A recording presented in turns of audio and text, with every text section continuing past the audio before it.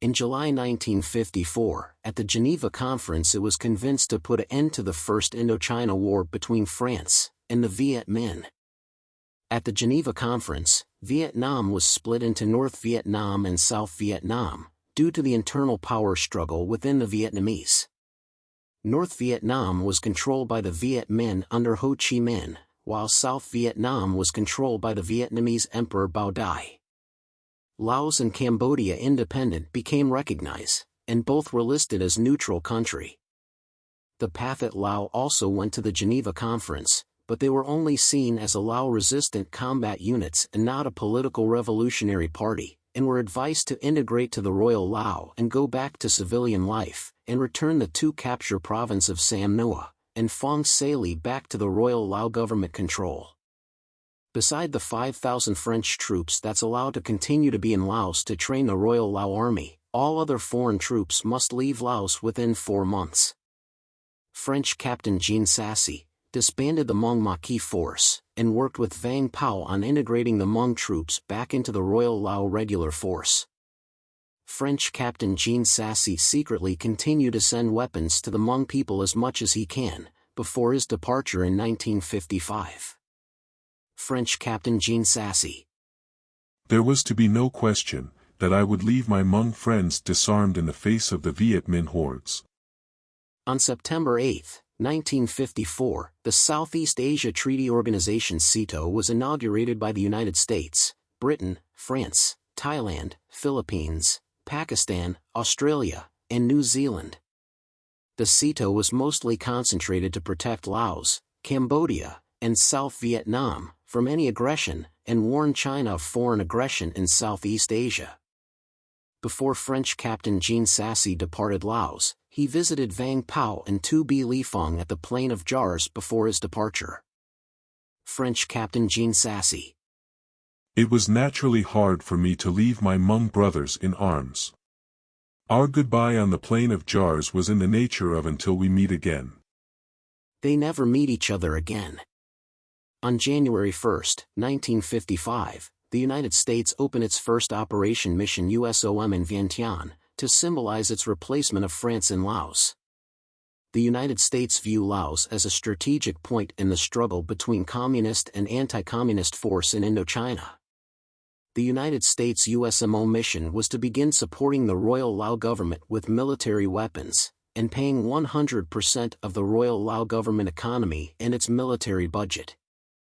The United States also did the same thing in Cambodia and South Vietnam, providing military weapons, and paying 100% of their economy and military budget. Through the Organization Programs Evaluation Office (PEO), United States soldiers were transferred into civilian status in Laos, and privately trained the Royal Lao Army. With this program, the United States was not violating the Geneva Accord. The United States CIA also began operating in Laos.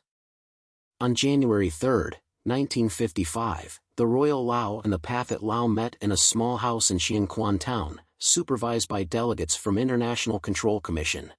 September 1955, the United States began to transport food such as rice bag to Laos, and airdropping rice bags to remote area throughout Laos. Starting October 1955, the United States began to airdrop propaganda pamphlets over communist-controlled territory in Laos. On November 2, 1957, agreements were made between the Pathet Lao and the Royal Lao, to form a new coalition government that would include the Pathet Lao. The Pathet Lao name was changed to Neo Lao Hak Sat, and they can enjoy the same rights as other political parties. After the agreement was made, members and princes of the Royal Lao that were exiled from the country were allowed back into Laos. The United States, Britain, and France saw the new Lao coalition government as a violation to the UN Geneva Accord. On May 4, 1958, Laos National Assembly held a supplementary election to choose 21 new deputies, increasing member to 59. The Neo Lao Hak Sat won 9 of the seats, along with their allies Sanafab winning 4 seats. In total they now have 13 out of the 59 seats. With the Neo Lao Hak Sat now officially a part of the Laos government, the United States in June 1958 stopped providing economic aid support to Laos, which was 100% of the Laos economy. The United States then started supporting a more right-wing, under Lao Colonel Phumino Savin, and helping him to form a committee defense of national interests. With the United States economic aid support to Laos stopped, the Laos economy began to fail quickly, and within 2 months, public anger outcries started going on public strike. In June of 1958, in need of desperate U.S. economic aid support, the Lao government began to make moves to satisfy the U.S., by removing Sovanna and replacing him with a far-right-wing pro-American Phui Sananakone. The far-right-wing pro-American Phui Sananakone also brought 4 members of the U.S.-backed Committee Defense of National Interests. The Lao government went as far as dismissing 2 ministers of the Neo-Lao Hak Sap Party, Suphanuvong and Phumi Vongvichit. Then they went even farther to dismember the Neo-Lao Hak Sap Party, and arrested Suphanuvong and his party members, placing them under house arrest, then later imprisonment. Only then the United States was finally pleased, and resumed economic aid support to Laos. In 1959, the two Hmong side from Tu Bi Li Fong and Phai Dao Lo Blayo met in Xian Quan town. The two Hmong side came to an agreement to live together and govern the Hmong region together. But the peace between the two Hmong side was a short-lived. The Laos government carried out the promise of integration of the Pathet Lao battalions into the Royal Lao Army. The Pathet Lao troops at Xinjiang in Luan Prabang integrated into the Royal Laos Army with no resisting, but the Pathet Lao troops at Xianquan along with Phai Dao Lo Blayo and his Hmong troops refused to drop their weapons and refused to integrate into the Royal Lao Army.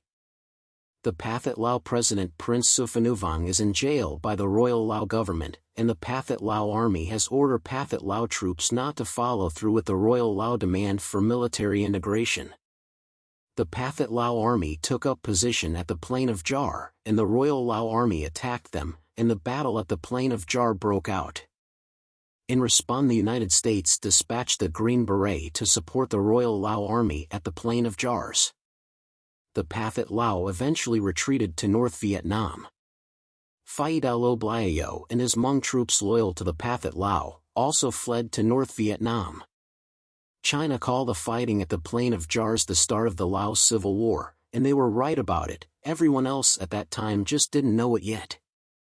July 2, 1959, North Vietnamese troops along with Pathet Lao troops re-enter Laos, and begin attacking Royal Lao government outpost in Sam Nua and Phong Sa Ly province. The Royal Lao Army was sent to confront the invaders, and Vang Pao and other Hmong soldiers serving in the Royal Lao Army were also sent to confront the enemies. Vang Pao at this point is a ranking major. The fighting forced thousands of refugees to fled west to Luang Prabang and Xian Quan. Cho Vang, a provincial police. I never forgotten how frightening I was as a child, and the Viet Minh first attacked our village in 1947, and now 12 years later the Viet Minh are still constantly attacking us. On October 29, 1959, the King of Laos Sisavang Vong died of old age, and his son Prince Sisavang Vathana became the new King of Laos. On April 24, 1960, a parliamentary elections was held in Laos, and the result was a victory for the Committee for the Defense of the National Interests, a right-wing pro-American party winning majority of the seat in the National Assembly. Immediately chaos and anger broke out from every other political party saying that the elections was rigged by the United States. Chia Zhang Mua, a pro-American political that campaigned actively for a seat in the National Assembly, was ambushed and assassinated. Some say that he was killed by the communist, some say he was assassinated by Tu Bi Li Fong, while some say he was killed by the Lao people that didn't like and discriminated against the Hmong people. On the night of May 23, 1960, Pathet Lao President Prince Suphanuvong and 15 of his followers escaped from prison.